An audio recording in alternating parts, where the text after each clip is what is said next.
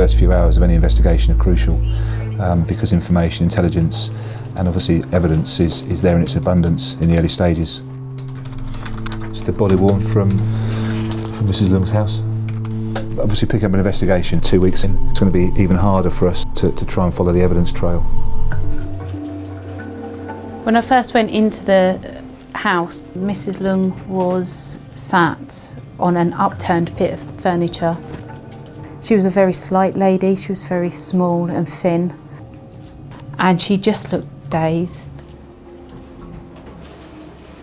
As the story came out about how she chased the suspects down the road, I couldn't believe how strong she must have been.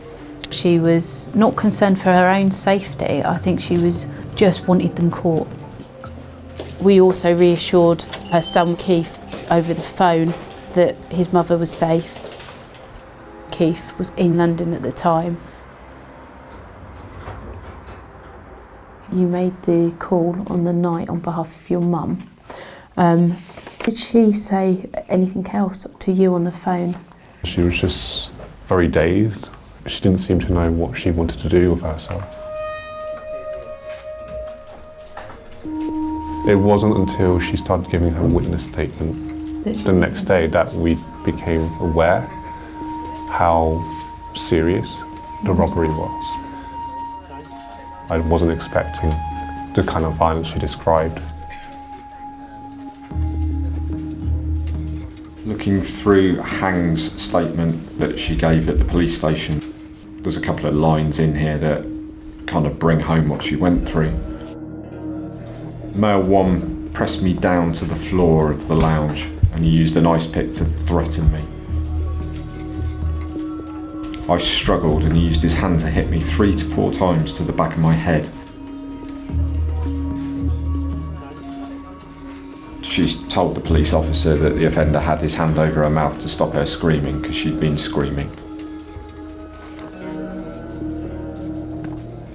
They wore balaclavas and fake leather gloves. She says my heart was jumping very fast. Talks about fighting back, but she's tiny and she just had no chance against somebody that size. When they left, she chased after them and they were all singing and being happy, which is, well, pretty disgusting. Towards the end of the witness statement, she was struggling to keep conscious. She actually fell asleep.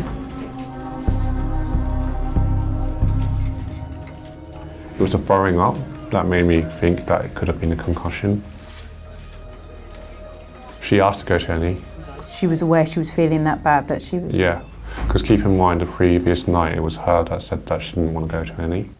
Okay. The doctor says she developed some sort of hematoma in the lower abdomen, which is caused by internal bleeding.